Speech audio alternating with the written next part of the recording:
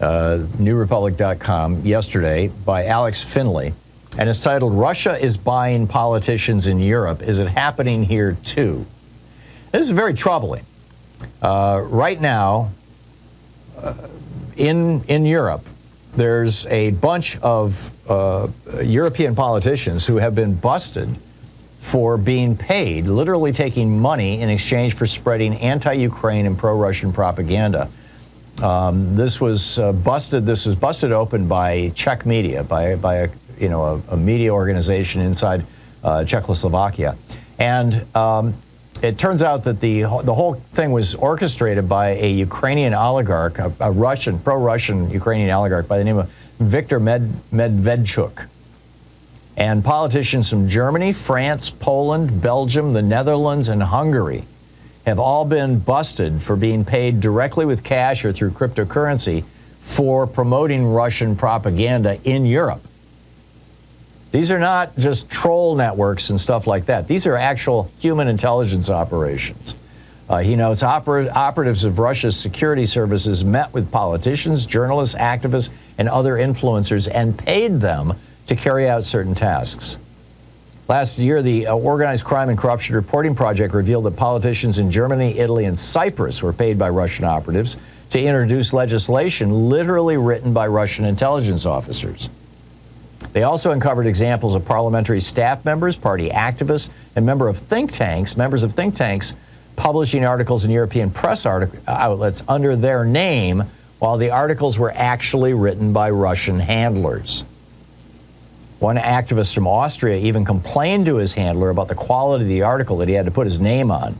He said, "I am not a robot," but nonetheless he published the article under his own name. So Alex Finley, the author of this piece, who is a former CIA officer, asks the question, could this be happening here in the United States too? He points out Michael McCaul, the congressman who is the chairman of the House Foreign Affairs Committee, said, quote, "I think Russian propaganda has made its way into the United States, unfortunately, and it's infected a good chunk of my party's base." Mike Turner, Congressman Mike Turner, the chair of the House Intelligence Committee, these are both Republicans, told Jake Tapper a few days later, quote, "We see directly coming from Russia attempts to mask communications that are anti-Ukraine and pro-Russian messages, some of which we even hear being uttered on the House floor." Ken Buck, the Republican congressman, I believe he's from Texas, maybe Colorado, he says, quote, "Moscow Marjorie Greene is focused now on this Ukraine issue and getting her talking points from the Kremlin." Right. In 2016, Kevin McCarthy had a private meeting with GOP leaders that got recorded, and so we have the audio of it. He says, "There's two people I think Putin pays, Dana Rohrabacher and Donald Trump. I swear to God." And, I think they're right. But here's the problem. He writes that, you look at this, like a Texas firm donated money to Mike Johnson in 2018. That firm was owned by 3 Russians, 88% of it. Last week we learned that Trump media got loans from a Russian bank to help the country stay afloat before it went public. Donations are made through anonymous LLCs and PACs, and because of the Supreme Court legalizing bribery with Citizens United and legalizing anonymous bribery, we don't have any way of finding out if these corporations or super PACs are actually funded by Russia outside of the occasional whistleblower. Because 5 corrupt Republicans on the Supreme Court legalized foreign governments buying off politicians.